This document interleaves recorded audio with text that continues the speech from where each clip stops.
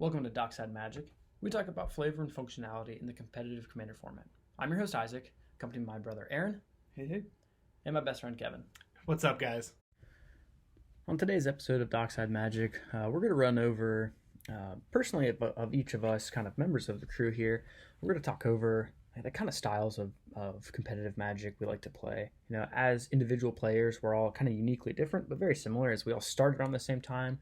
You know, we've learned from each other, you know, being a meta that we've played in together specifically for so long now. A lot of our play styles are kind of similar, and the cards we like to play are a little bit similar, but have very unique flavors that kind of tie into that.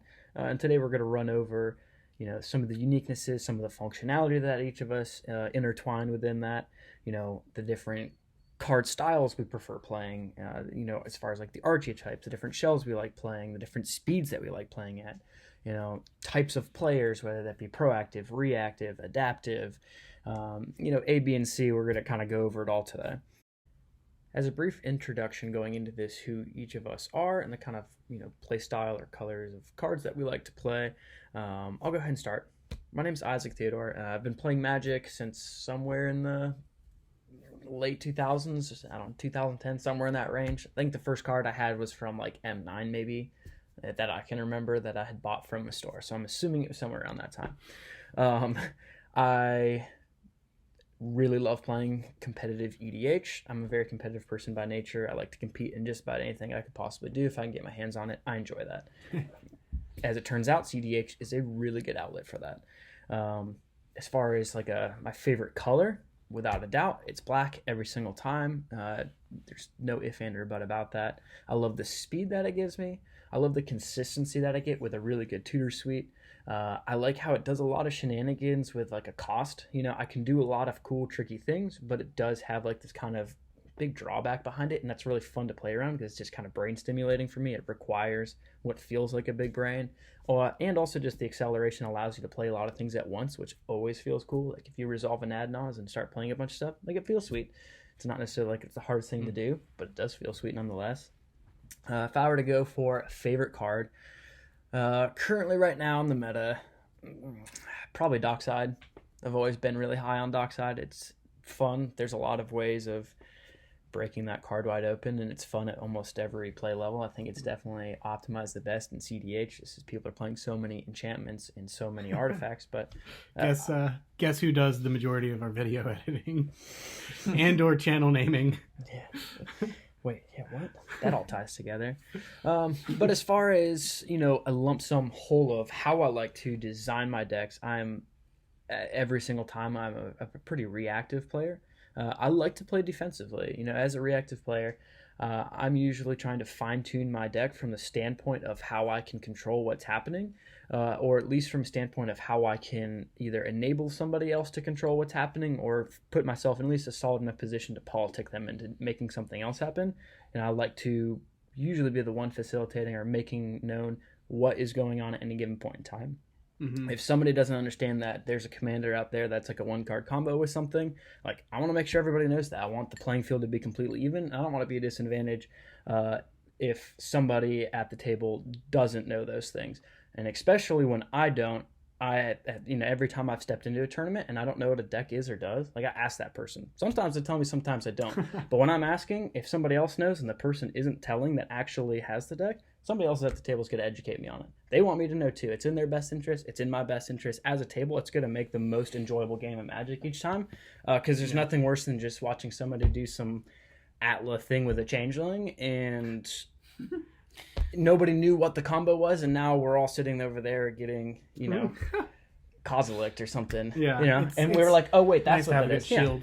Yeah. That's an interesting point, like sitting down to a pod and asking like the general concept or direction that they are trying to go with something. You know, you're not necessarily asking like, what's your combo that you're playing?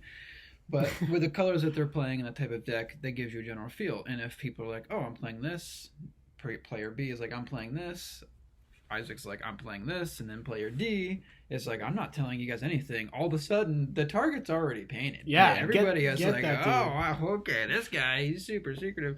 It's just an interesting bit of play, and for Isaac, who like I'd say he's definitely like the sheriff in town. You know, Mm-hmm. he's going to have a say in everything that's going on. He's going to have some comments about it, and he's going to keep things in checks and balances. And then the politicking that you're talking about starts before you even draw your first 7 cards. Yeah, the political side of Magic, outside of the competitive, that's number one as far as what I enjoy most. It's just being competitive. But I really enjoy the political side of cEDH, where you have essentially, when it's somebody's turn, they're basically going up against 3 players, and it's those 3 players' responsibility to stop that person. That's really fun, having this conversation without just exposing your cards or like ganging up directly, but just having this like fluid conversation with everybody to ensure everybody knows what's going on, what's happening, what card they just tutored for that they showed us, and what that's going to combo with, in ways that we can stop it if it's not known to everybody. Like, I don't have answers. All right, but if you have a way of changing a target, that can still be an answer. Yeah, your deflecting spot will work for that Kiki Jiki. Yeah. Like, Yeah. it's like that part of the game I really enjoy. It's intricate and has vast levels to it. How many like ended games of cEDH would you say would have continued had it been an omni-minded game, right? Everyone had every bit of information at every point during the game. It would obviously play out drastically differently, and I think as the reactive player, that's almost part of your mission, is to ensure that people are doing that. Typically, the game goes a little bit longer, and everyone's as prepared for the next situation as they possibly can be. Question for you, as a more reactive player, how do you by getting that extracting that information, how do you not allow that to help one of your opponents get the information they need to go for their win at the best opportune time? My standpoint that I try to take when politicking is showing everybody that, yes, this is also in my best interest because I'm trying to stay in the game. I'm always prefacing it by like, I'm not in the game anymore if we lose. Neither are you, and neither are you. That person won. None of us have a say after that, and none of us can try and present our win after that point, so it doesn't matter. It's completely void. But if I'm able to talk to those people on precedence, like, hey, you might have to use some of your potential win line, or you might have to use your Tainted Pact instead of just casting that, even though you have a Thassa's Oracle in hand and you want to just jam a win on your next turn. It's not going to matter if you don't get a next turn because the game's over. Use your Tainted Pact to go for protection. We have to be able to stop this. Like, that's really important to stress to people, because people get so blinded on what's in their hand and refuse to look that there's 3 other players that have a hand as well that probably looks equal to yours in far as power. That's a good. It's So a you, deer like- in the headlights. Yeah, you have to stand there at the table and be ready to interact. That's, I think, my biggest pet peeve. Now, granted, it's okay, it's valid, but I really want everybody at a table to be able to have answers for X, Y, and Z, or to at least know at the beginning of the game that they're going to have answers. Like, if I sit down at a table with somebody that's playing Cody and player C doesn't know what Cody is, like, you best believe I'm going to tell them every bit of it in cards that they might want to consider mulliganing down to. Like, yeah, that Null Rod or that like Collector Roof, like, that might be a really good target if you're trying to fetch something to shut that down. Like, it's really important. I think it's even healthy if everybody is on that same page. Like, I think it builds for a healthier and more consistent gameplay for every single person at the table, to where it's just more enjoyable. And I think that you kind of get a little bit of ground at a pod, at least from what I have seen so far. You can gain a little bit of ground by kind of filling that enforcer role by yourself actually following through with what you're saying, backing it up, and actually dealing with some problems on your own. You know what I mean? You can't just earn that right by nothing. You start out the game, there's issues at hand, you politic your way, you get some friends, you make some things happen, you take care of a couple problems, all of a sudden you've made a couple friends, and you have already started to win some of your battle and shifting the direction of the game, fitting your playstyle. No, absolutely. I have to kind of piggyback on what you're saying, because that's 100% correct. Anytime I'm politicking, I'm trying to do as best I can do it from the standpoint of empathy instead of like correction or trying to manipulate somebody. And genuineness. If I'm coming at from the standpoint of empathy or education, it's going to be received much better. Just because I'm trying to build that empathy doesn't mean it's also not in my own benefit, but truly it every single time, if I can, is in the best interest of that person too. If somebody swings at me when I'm not playing Adnaz or black for any color, I'm going to tell them, like, I'm probably not the best target. Swing at the person that's playing black. Like, that just makes sense. It's going to be better for everybody. It's a better game for me. I don't need my life total like they do. They need it. That's their resource. Like, I'm in sales. Like, I'm tracked in every possible category, like, as a profession for sales. When I'm selling to people and I lose them on the point of, like, all right, well, I think I'm good on these things. I don't need that. I'll transition to the point of education. If I'm educating them on that, say whatever it's, if it's a product or whatever, or just kind of talking about it from the standpoint of, like, maybe later on you'll need that, they're much more likely to be receptive of it and actually listen to me and be like, yeah, you know what, I actually need that right now. I have to make that change right now, or I'm actually, later on it's not going to be the time. It's a now thing. And it comes from a different standpoint of building this, like, trust relationship. And I think actually starting at the beginning of the game, talking to people like, hey, my deck does this, I'm going for this, like, I'm going to try and turbo an Adnaz, like, builds this trust relationship that creates a much more fluid, kind of like symbiotic game with each player. Symbiotic. Kevin, what, out of curiosity, I actually don't know if I know this. What is your favorite card? My favorite card. Oh, I can't go out of order. You're up next. We're getting there. We're getting there. So, sure. Isaac, it's worth mentioning. Each of us actually pretty much grew up with our Magic careers, side by side. As we just kind of grew up as best friends. My name's Kevin Simmons, Aaron is actually more so, as opposed to his brother Isaac, less a reactive player, though he's a threat on the stack for sure. Aaron, actually, we kind of all got together and decided he's the proactive player of the group. So I kind of want to hear you take it away with as some the of that proactive stuff. Player. I decided I was the proactive player. So with all that being said, Aaron, give us, like, your, I don't know, intro to yourself. Obviously, we already established that you've been playing around the same time. We all started around the same time, as priorly mentioned. Give us the rundown on playstyles you like, card color that you prefer, type of deck style, shells you enjoy, favorite card maybe. I don't know. Give it the rundown. Sure. Diving right in. So a little bit of history. There's been a couple occasions where I have dabbled in Magic. I think that a good introduction to that was for me in college. Hanging out with some folks. I, at the core of myself, am competitive in every fiber and thoroughly enjoy the outwit, outsmart, outplay dynamic in any competitive engagement. Cards is a great example of that and a great outlet.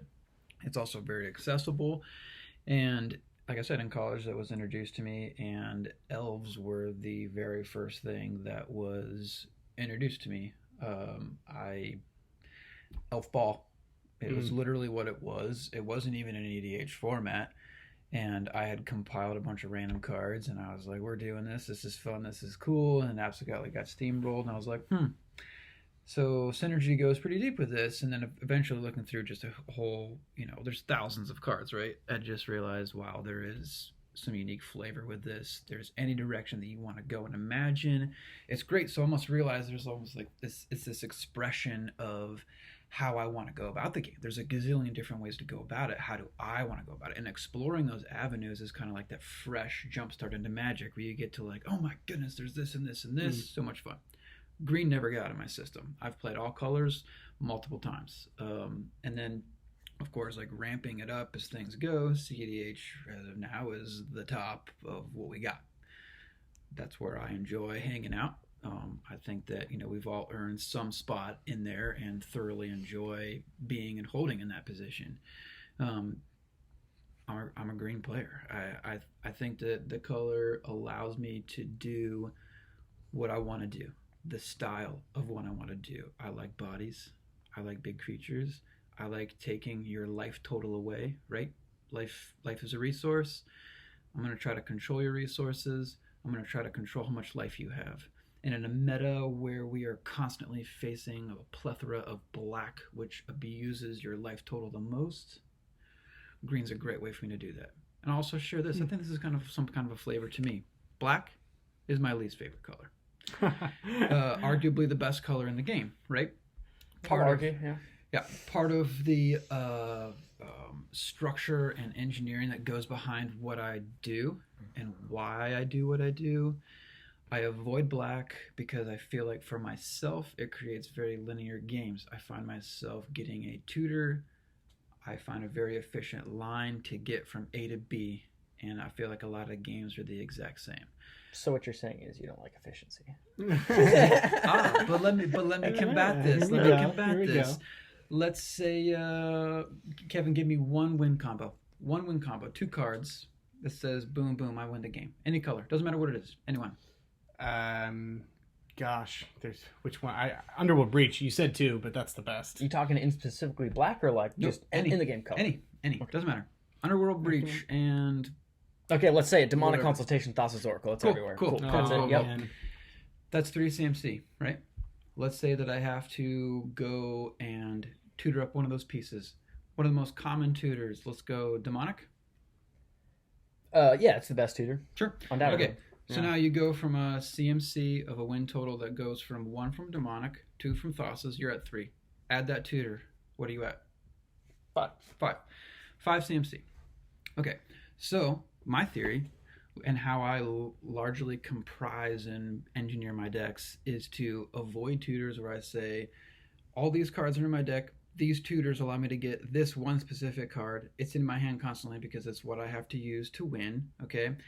I go for a theory of I'm going to pack my deck full of value pieces that take me on a very gradual but very steady curve. Aggressive as well. Yes. As well. It's like think of it like a mutual fund that pays high dividends. That's what I want. Yeah. It's slow and steady. I want to see those results, and you're not going to be able to take that away from me. I like the slow and steady incline, and I like also making other people have to mimic that graph, and that is how I engineer my decks. If I'm going to play and I play with my proactive style, I'm going to try to make you use your resources at the same pace that I am. I'm going to out-resource you in that race. I'm going to present pieces that not necessarily say like I win with 1 drop of the card, though that is in there and it is part of it. I'm going to say value, value, value, value, value, value, and that might be 1 turn. That's the dream, right? So next turn rolls around. I'm trying to make you behind on that resource game, and I'm also trying to force you to use whatever resources you have in a way that says I have to use my resource pool to deal with your value pieces, rather than saying use my resource pool to deal with your win, let alone use my resources to go after your own win. That is how I build. And at that, what would you say your favorite card in Magic is? I'm going to keep it super simple, and this is truly the case. I'm going to say Land Warriors. Insert Finhorn, insert Mystic. It's in almost every single one of my decks. It creates a certain level Turn 1 Dork Pass. Exactly. It creates a certain level of consistency. There's no real surprises. I'm not like shock and awing people. I'm not painting a target on myself right away. I am doing a very consistent thing that sets the pace and curve and escalation of my resources at a very set pace, and the way that I engineer my deck revolves around that skill. Aaron is an absolute professional. Wow. So I guess I'll go next. My play experience, where as opposed to the elf ball and whatnot, I started playing Commander. Actually, it was my brother that came home from college and showed us all how to play. He's like, yeah, there's this new game mode, EDH or Commander, Elder Dragon Highlander, and so I immediately went for the the 21 commander damage strategy, just because it. Oh my gosh, I remember this. Oh, dude, yeah. There's no feeling like nuking someone with your commander, right? Rafiki the Many was the go-to, but I moving forward, I also had I've always had just this enormous competitive nature, to where in everything I do, I really enjoy, being impressive, right? That's kind of what my goals always are, right? It's that Enneagram 3 or what have you. But where it translates to cEDH, I found my home specifically in the adaptive playstyles, to where I'm trying to do a little bit of both what Isaac and Aaron are doing, kind of doing both of those things good, but not really entirely committing. Maybe not, going all in on those strategies. So it's in the name, adaptive play style. It kind of speaks for itself.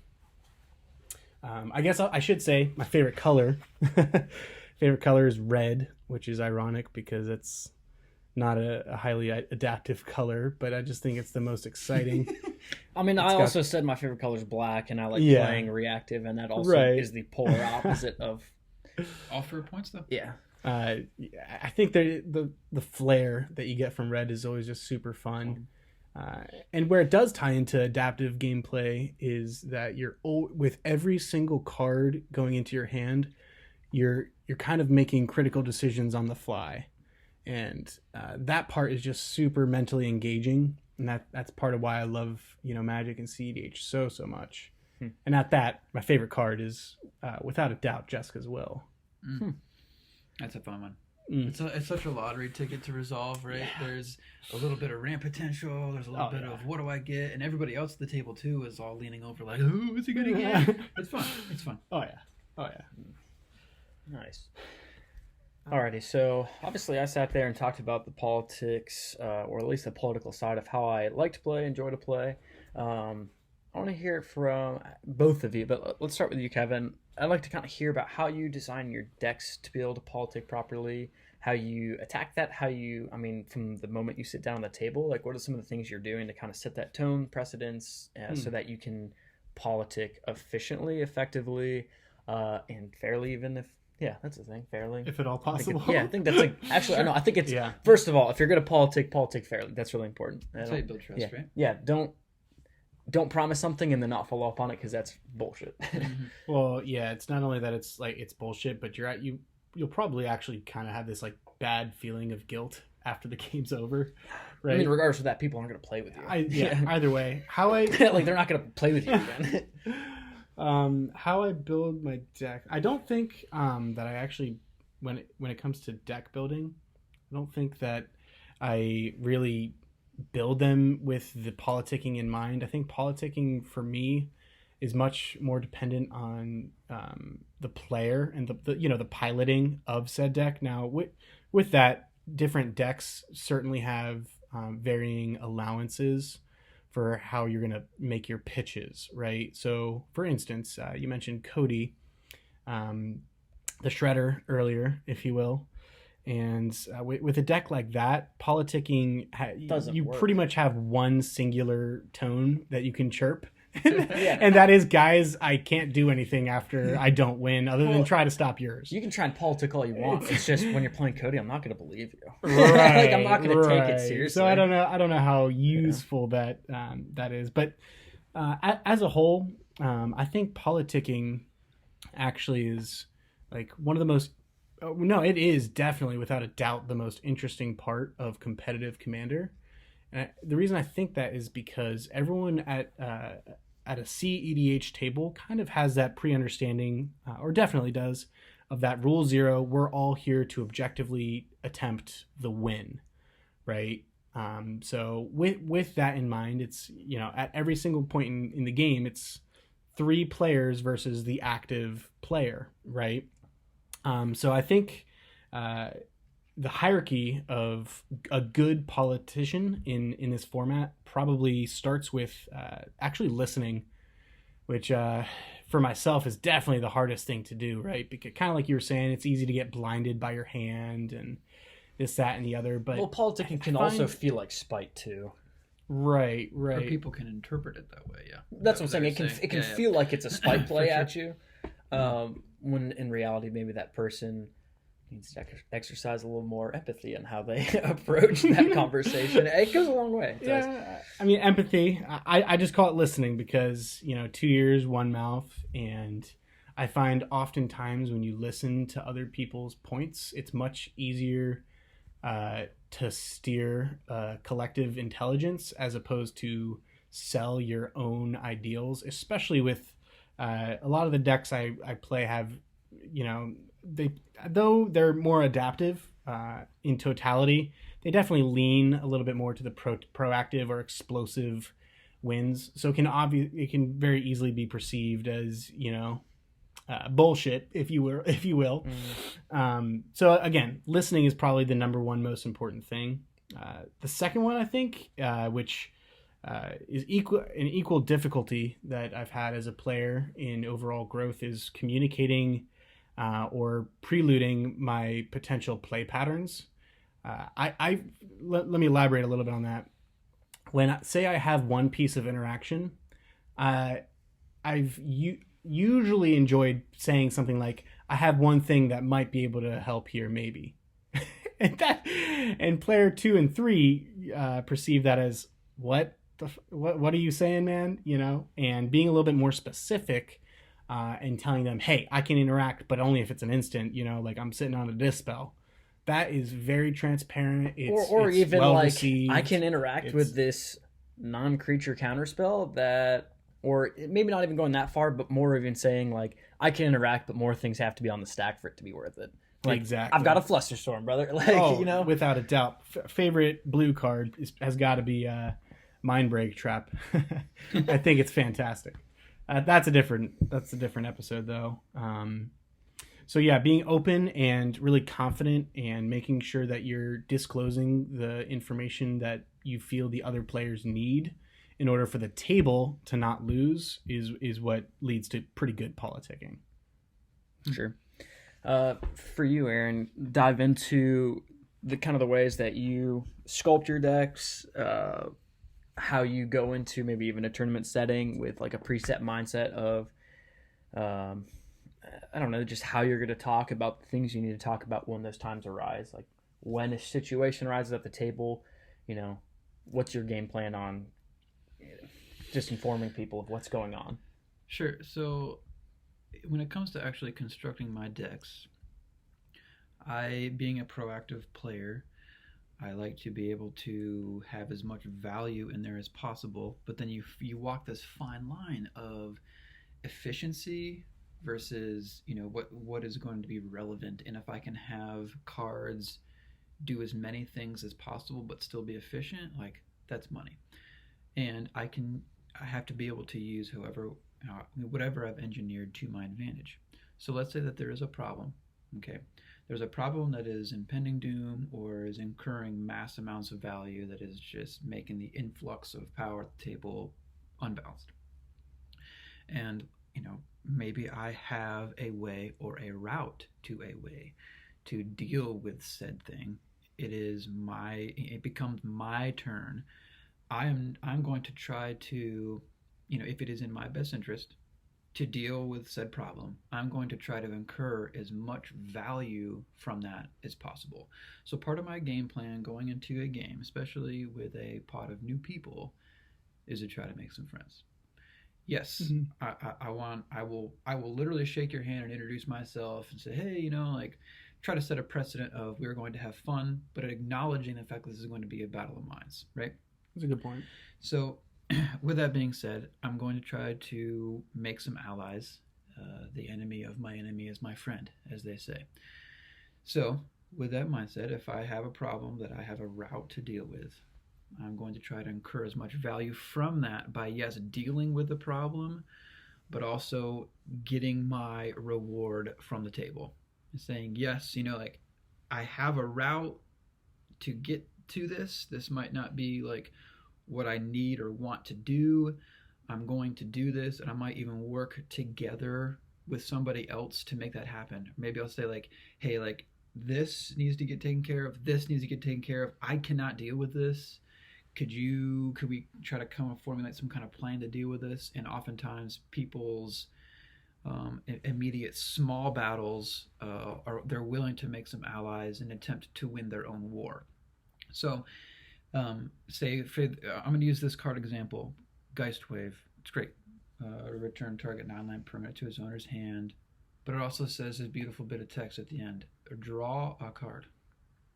There is value in that. Draw a card if it's a permanent you control. Correct.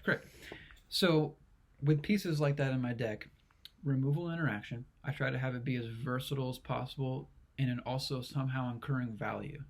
So that card is perfect because I can use it to temporarily remove a problem, or I can use it on myself to incur some value, or in a pinch, draw a card.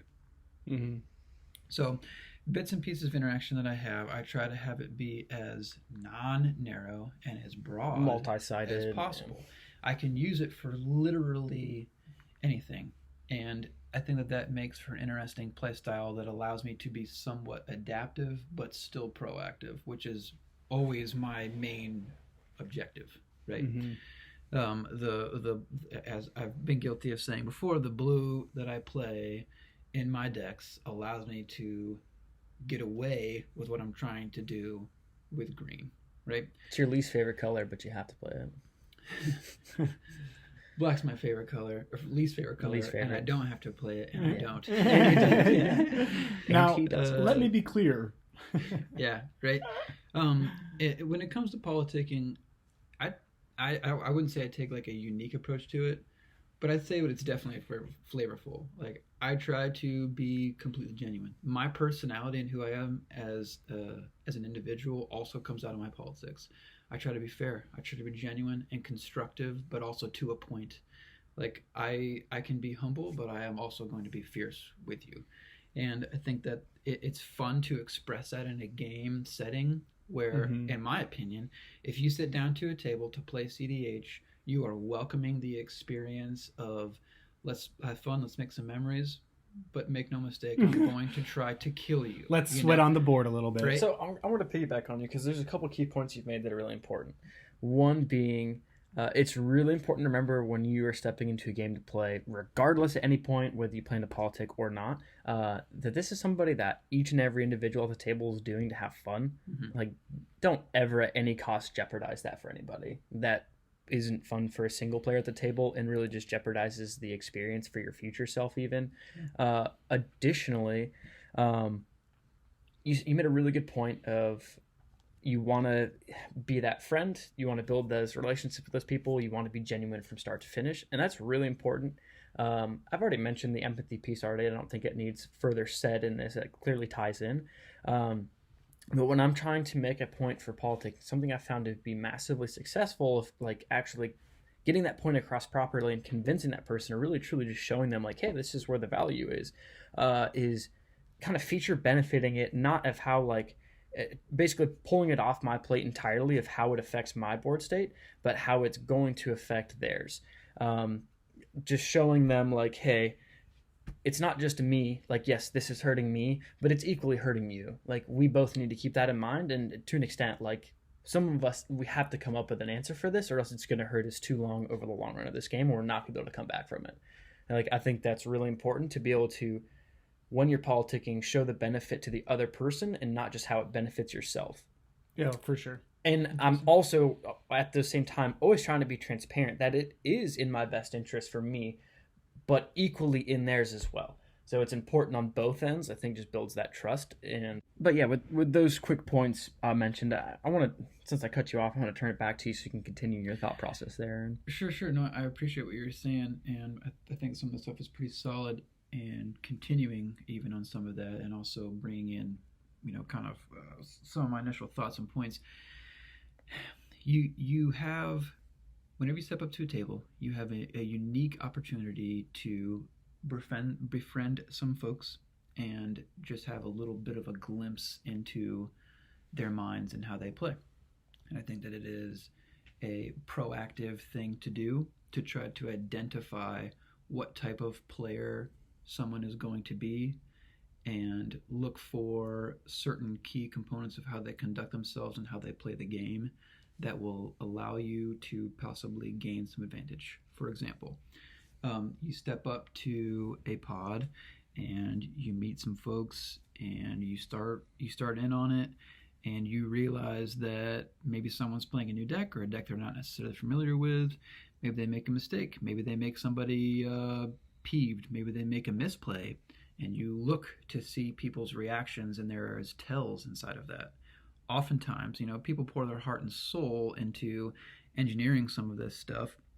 They bring it to the table and people start messing with it, and what they might describe as being unjustified, you can sometimes even see an emotional response of varying levels, right? I'm not saying there's screaming and shouting. I'm just saying there's okay, that doesn't make sense, but okay, you know what I mean?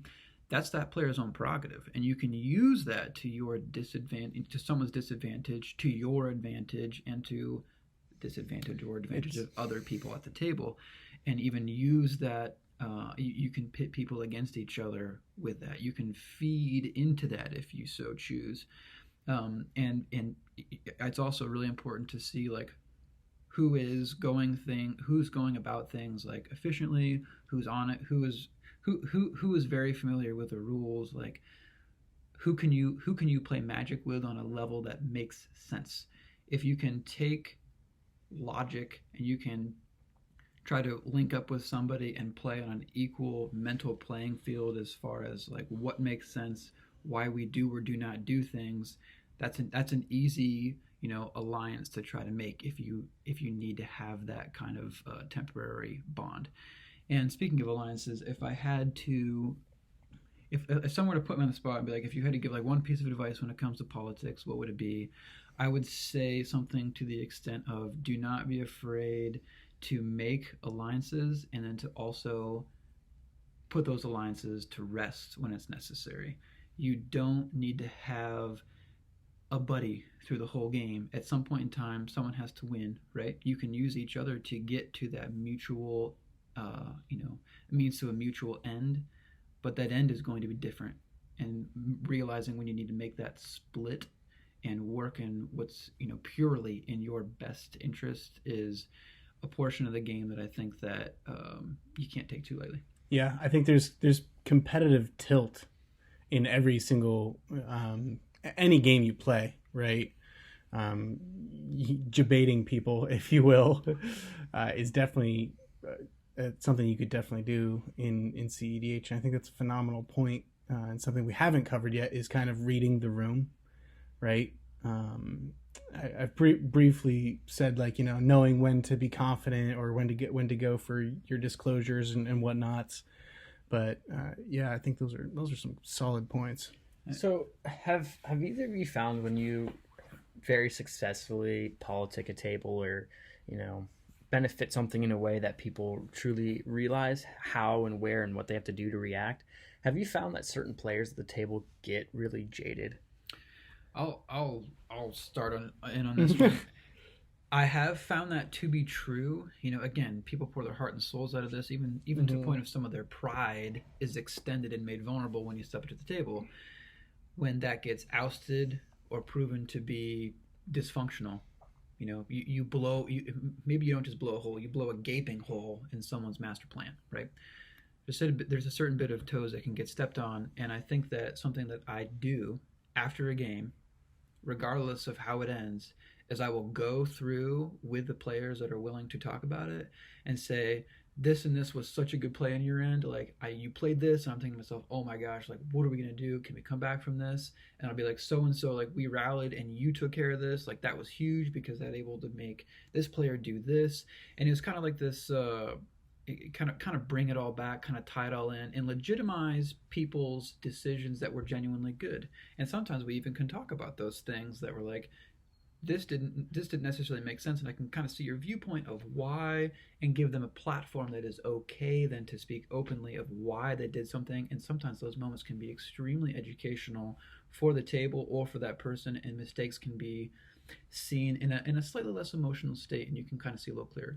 More clearly. Yeah, or for myself. I mean, even in games that we've played in the past, it's one of my favorite things we'll do after a night of jamming some competitive Commander, is kind of just talk about what were some plays we did well, what were some things we did unwell because you can only ever see things from your perspective, right? You only ever have an anecdotal experience. And I think other people's opinions at the table often have, like a negative connotation whereas like it actually could be extremely helpful to kind of see things from your opponent's perspective. And I think that does create more fun for each and every player in the group, and on top of that, you make your enemies better and you're getting stronger, because you're playing against more competent pilots. Mm-hmm. So if, this is going to be for each of us, but if we were to all share one like key piece of advice for somebody that is wanting to practice politics in a game, whether it be like them either being new or if they're already like experienced at it, something that's kind of universal, what could be something that could go a long way to just the average listener? I'll start with that. For me, when you're getting politicked by somebody, a piece of advice to keep that open mind and use a little bit of a sociological imagination and just truly listen. I think the part that is huge is if you have player A going for a win and you're player D, and both player B and C are both actively telling you like, no, like you really should do this. Like this is our time. Like this is how we have to respond. Like, and it's come down to like you're the player that only has a way of responding, and you have two players that are actively telling you that. Granted, these are the two players that aren't presenting a win right now. Sincerely listen to them. If it's one person, you can interpret as you need to a little bit more, but when it's two people and they're both, I'd say, genuinely trying to stress to you, like, no, I really think we should do this, like, this is a good time, or like they start like a chain of vapor chain, or they're trying to just get you to play spells into their heuristic study to potentially draw a counter magic, I think it's worth listening to when it's at least two people, because that means that they're in consensus because they just want to stay in the game because they know they're going to lose the game if player A continues to go off with what they're doing. I mean, with a grain of salt, obviously, right? Yeah, for sure. Yeah, I mean, people can gang up.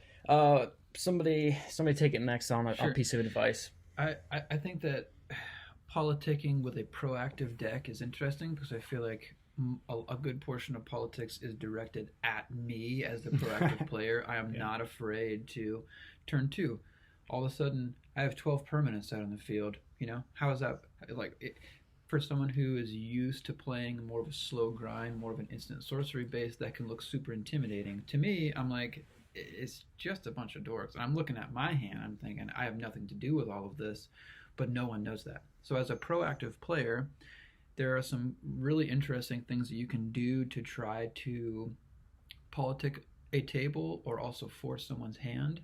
And I've even gone to extents of saying like, I've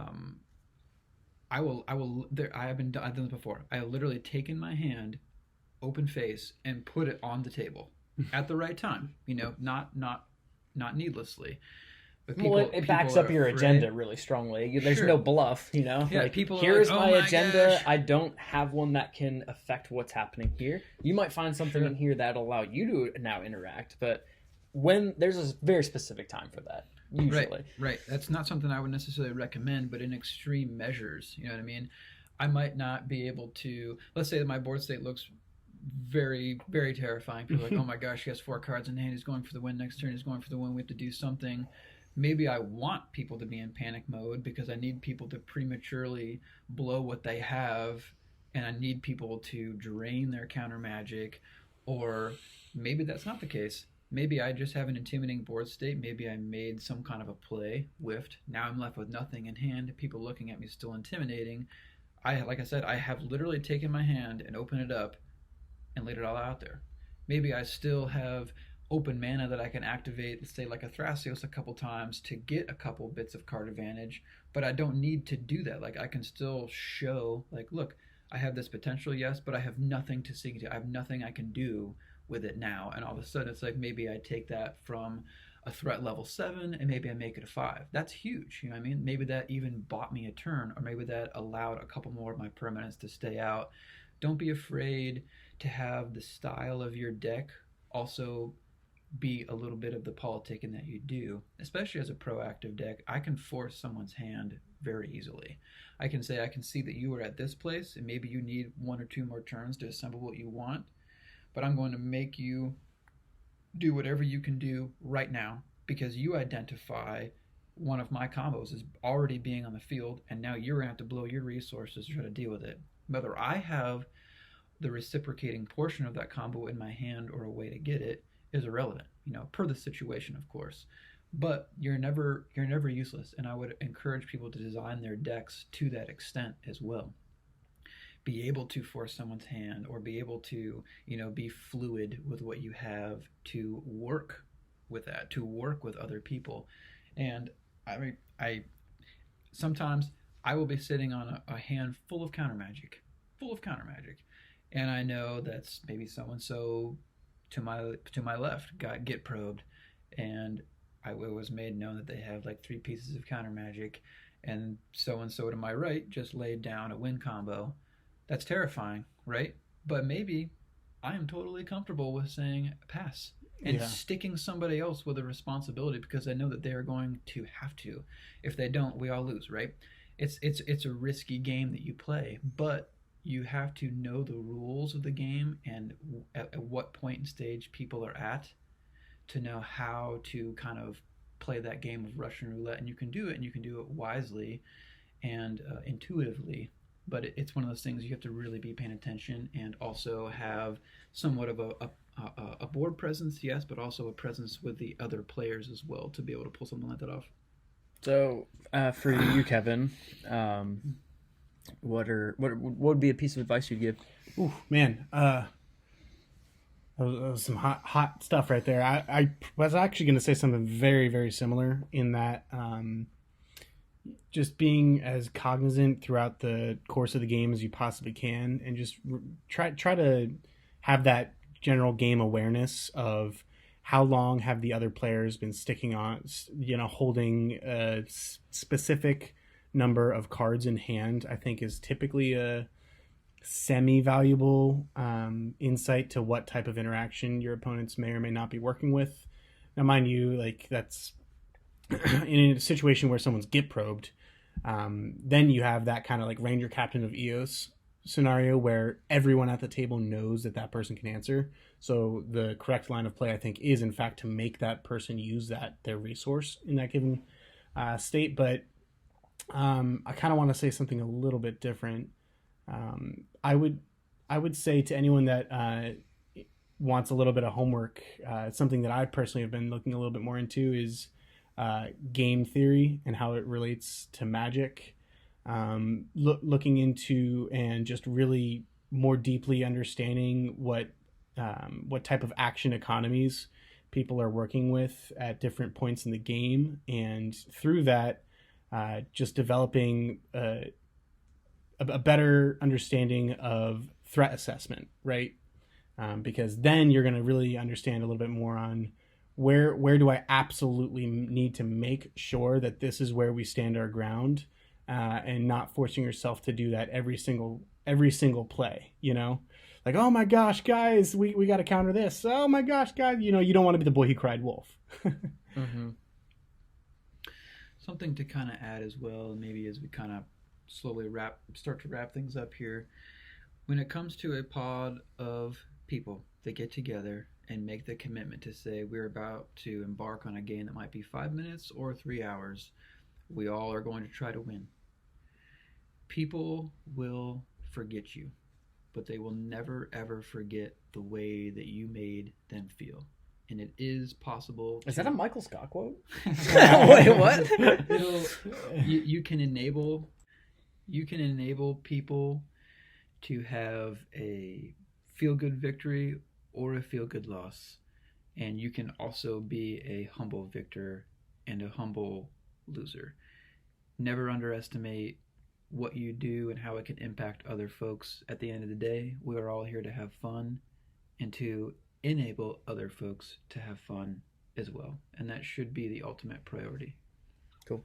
So I think that's going to wrap it up for us, talking about like the politics side and the things of how we enjoy that within the inner dimensions of the game here. I do want to close with one last thing here from each of you. just tying back into kind of like the bio of us. Each of you, I'd like to hear 2 hobbies that you're interested in outside of Magic the Gathering. Oh, I was gonna say, didn't we just do that? Yeah. 2 hobbies. Let's see. Obviously, skiing has got to be number one. Skiing is about the You've coolest been at thing that a long time. on Earth. Oh man, yeah, nothing better than mountains and blades underneath your feet, speeding down a mountain.